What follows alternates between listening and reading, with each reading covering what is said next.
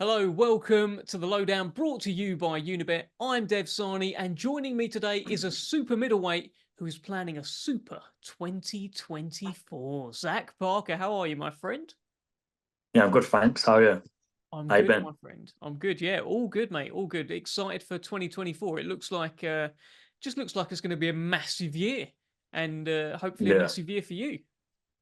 that's it. Yeah, starting off on March 16th, get rid of Tyron Zeuge and then push on to bigger things. And obviously, like I say, I've been inactive this last couple of years of through injury and that. So yeah, looking to have a big year this year.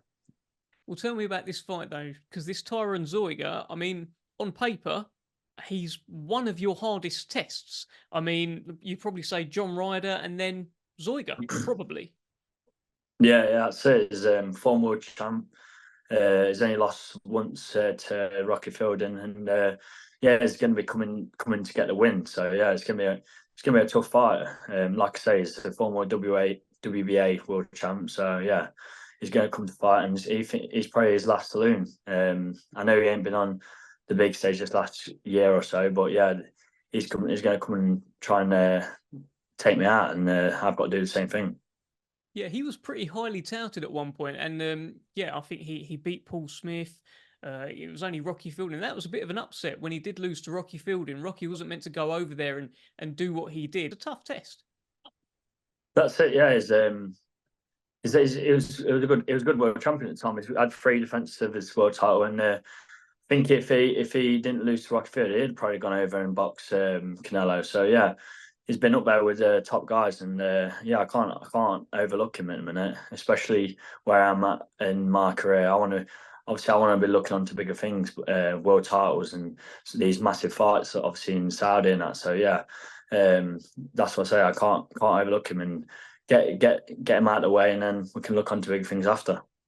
Well, you said it's last chance saloon for Zoiga. Is it sort of make or break for Zach Parker at this point? That's it. Yeah, obviously I'm a bit younger than him, but yeah, I always aim in that way. I never want to lose.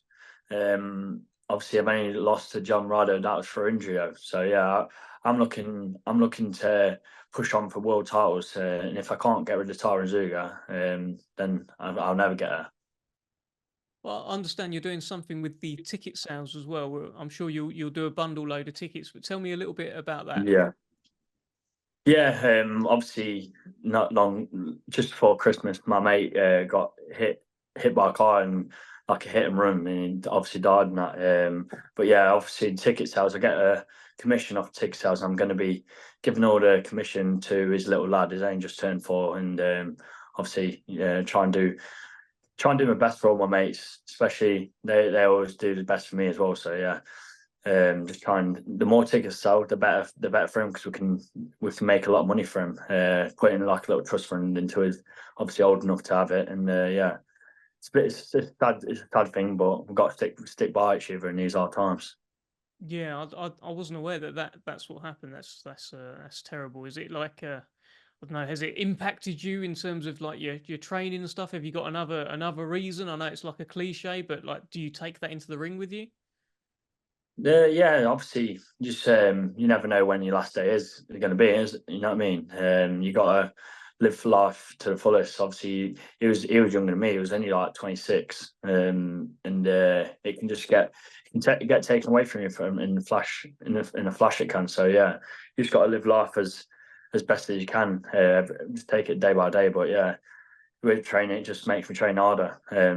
Obviously, I want to make a future for my little girl, and this is the plan. Get rid of Tyron Zug March 16th, and then we'll push on trying to get these big fights. Yeah, well, hopefully we can get it done, Zach. I mean, the last time we saw you was against Khalid Graidia, and Yeah, not, he doesn't really get stopped, right? And he's been in with some very good opponents, as you well know, Dan Aziz, all of these yeah, guys, and you actually stopped him. It felt like Zach was back. that's it. Yeah, just getting the ring rust off. It's been a long time since I was back in there, and I just went in there to enjoy it. I feel like with the John Ryder fight, it was taking obviously the Andre pull out, and then had the John Ryder fight. just a waiting game. And by the time the John Ryder fight come, I just didn't think I was enjoying it as much then. But you could see when I was when I boxed last, I had a big smile on my face, just enjoying every round. You got to soak up these nights because there's a lot of people who want to be in my position. Obviously, not every boxer can go and box on these massive cards, and obviously I can obviously only thank Frank and obviously my team, Neil and Quint and BCB. So yeah. I just think I'm going to enjoy it every time I go out there. Just put on a show for the fans, and especially always people always spend their hard-earned money and want to come watch the fight. That's what I've got to do. Is got to put on a show. In terms of Zeuge, then, what do you see as your advantages over him? Yeah, I think I'm a lot bigger than him. We've sparred in the past when I used to be promoted by Silence, but yeah, it's I feel like I'm a lot bigger than him, and since then I've come on a lot as well. So yeah, it's should be a make out for a good fight. He's going to be coming on to. He's a bit small. He's going to be coming on to big shots. I think he likes to fight inside, and like I say, he's experienced. But I feel like I've got a lot of experience behind me now as well. What'd you get from those spars? And are you sort of chatty with him? Are you sort of pally with him, or was it just a bit of business? Just business, really. You know what I mean?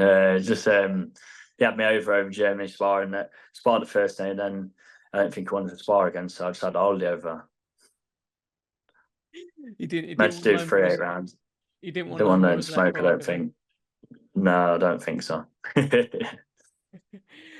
I saw on your Instagram heading into the new year, you said the mindset is I can and I will. So it sounds like Yeah. you're a man and you're on a mission this year. Yeah, that's it. Like I said, it's not been at as much as I want to be for injury and that, but yeah, now I'm fully fit. I just want to push on now. You got. I like my motivational quotes and that. So yeah, I do put quite a few of them on, and yeah, like I say, every person gets put in front of me, I'm just going to grow on that, get better and better at each opponent. So yeah, like I say, get March 16th out way, and now I'm on a man on a mission to come for the big guys. Does that mission still include Pride Park? We were so close, Zach. We were so close. Yeah, definitely. That's what. Obviously, Frank's the man who can do it. He's done it before. Obviously, weren't our fault that Andre pulled out. And yeah, if there's a big enough fight there, and we can get it done in the summer. Yeah, I'd definitely take it with both hands. Do you think you need a big performance against Zeuge then to sort of keep all of these sorts of things on track? 100%. Every time I fight, it's got to be a big performance. I can't go in season just go winning by points and just see close points. And I want knockouts. I want to take these people out. I bet they're thinking the same about me, but like I say, in my 23 fights, I've knocked most of them out, and the other ones who I didn't knock out, I've put them down, I put them on their ass as well. So yeah, I want a big performance, and the way I've been training is I'm looking to get an explosive knockout as well. So hopefully, fingers crossed, we'll give the fans what they want. Well, you tend to knock out people that don't get knocked out by other people, so you've got a bit of a track record for this. That's it. Just got dominant in both hands on it. So yeah, so we'll see what happens. We'll see if he can stand up to it. Like I said, he's been around the block, so it's going to be a tricky fight. I think the first 6 rounds are going to be a bit tricky, but I feel like after the halfway point, I'm going to take over. Has the John Ryder fight put a bit of a chip on your shoulder as well? Because obviously, look, not only did you take the first loss of your career, but you also got a lot of criticism from people saying you found a way out of that fight.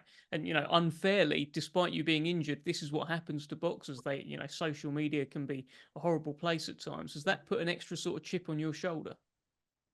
Yeah, 100%. I'm not a loser. When I lose, it grinds on me anyway. So yeah, it's definitely put a chip on the shoulder. It's just makes me want to prove everyone wrong. Really, whoever did that me, I wanted to say, look, I'm still here and I'm ready to rock and roll. You know what I mean? It's going to be like with the John Ryder fight. Things happen in fights, and you can't do nothing about it. But not, like I say, if that fight got delivered to me tomorrow, I'd take it with both hands. What is the hit list? I'd like my revenge. You know what Yeah, I I mean? know. I can see it. I can see you want your revenge. Look, and there's all this talk right now about like Queensberry versus Matchroom. Everyone seems to be getting on. Everyone seems to be making fights together. And the initial graphic that I saw go up from His Excellency, who's pulling all the kind of strings, it actually had Yeah. your picture on it. It was Anthony Yard, Nick Ball, and yourself. You weren't Yeah, fighting Ball I and think Yard. it's in like the shadows bit, Yeah. weren't it? I think it's in, yeah. I'd say it's obviously I'm one of Queensbury, one of the top guys in Queensbury. I've been up that top level, so yeah, I'd definitely take it both hands. I've always wanted to go over and then like fight over. You've seen what they've been doing with Fury, AJ. They're doing big things and they're bringing promoters together in times where you didn't think it was ever going to be able to bring them together as well. Obviously, it's last like 10 years. They've been doing their own shows now, but now we look what they're doing over it. It's massive, and yeah, um, I definitely want to fight over it. And obviously, John Ryder's one of Eddie's lads, so yeah, I won't mind getting the rematch. Well, did you see who they put up on the sort of opposite you? Who was it? Diego Pacheco. Yeah, I'd have any of these. There's quite a few of them with the Queensberry super middle. There's obviously I think Billy Joe's going to be coming back as well.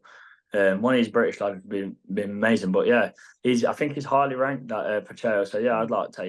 I'd like to take his ranking off him. He's got a bit of a reputation at the moment. He seems to be a bit of a star on the rise, so that would be quite a scalp for you, Zach. Yeah, it don't matter. I'm a star on the rise as well. Don't worry about it. I've got dynamite in both hands. No one, when I land clean on someone, they're not going to get up. And how awkward I am as well. People don't want. I've been ducked all my career. So yeah, it won't bother me. There's a lot of boxers out there what have meant to be these next top stars, but we'll see how it comes to the big guys, doesn't it? Absolutely. And speaking of big guys, I think for the Gradea fight, we talked about potential move to light heavyweight. You'd invite it for the right fight potentially. Yeah. I mean, who? How quickly could you see yourself going there? Have you got unfinished business at super middle? How much is it on your mind to go up to light heavy? Yeah, obviously it's just an option. I'm big enough for light heavies anyway, so if there's a big enough fight to go up to light heavy, I'd take it with both hands. But at the minute, I can stay at super middle. I can make super middle quite easy. I think this one's getting made at 12.2, so it's just above. So yeah, we're just waiting to see what Canelo does with all the belts. They're all locked up at the minute, and the same with light heavies. All the belts get locked up. They're about to fight each other for the undisputed. So yeah, it's just wherever the best money is. Boxing's a job, isn't it? You need to get paid well for getting in the ring. So yeah, if there's a big money fight light heavy, I can move up. Hmm. And how do you see Beterbiev against Bivol going if that does all come together? Yeah, I think it's a good fight. I think Beterbiev going to get Duma. He looks like the one. He looks to me like the one what can get knockouts, and obviously Bivol's a boxer now. But how long can you box with him and keep coming at you? That's the only thing. Mm. What did you think of And they're quite small as well. I think they're smaller than me. I think I'm like 6'2". I think like 6 foot 6'1". So yeah, I'm definitely big enough to mix it with the big guys at light heavy. We'll get March 16th out of the way, and then we can look on to see what comes up. There's obviously some big fights at Super Mill and big fights at light heavy. We'll see where it goes. Do you think Billy Joe's realistic? Do you think that could be a fight down the line? Cena's been training, so I don't see why not. He's a massive name, isn't he? So yeah, like I say, that 5 versus 5 thing. Why can't we get on then? I'm sure it's with Eddie Earn still. It'd be a massive fight, especially with both British as well. So yeah, see if it's still training or not. That's the same thing. He's got all that money from the Canelo fight. You know what I mean? It's hard to get up for something else. So we have to wait and see. Well, you still got all the hunger. You still got plenty of money to make on March 16th. That's it. Yeah. It is Tyron Zeuge. It is at the Resorts World Arena in Birmingham. It's your next fight. It's TNT Sports. What's going to happen in there? Yeah, just make sure everyone tunes in. Like I say, I always want to bring knockouts. That's what the fans want to see. So yeah, hopefully, with fingers crossed, I'll get another knockout, and then we'll push on to bigger things. Good man. And just quickly, you're good pals with Nathan Heaney. He's a BCB stablemate. He's featuring, of course, on this Magnificent Seven show as well. You must be quite proud of his progress, his recent rise to British champion. That's it. Yeah, everyone didn't back him in that last fight, but you can see what he does when puts his mind to it. Feel like his opponent is just trying to go for the knockout, and that don't happen in these 12 rounders. You can't just go for one knockout. And I'm buzzing that he got the British title, and obviously we're all on the same card. Liam Davis, me, Nathan Ears, there's quite a few from the Midlands. So yeah, we've got to back each other in these times. Top man, lovely speaking to you, Zach Parker, and I'll probably see you in fight week. Yeah, Sam, mate. Cheers.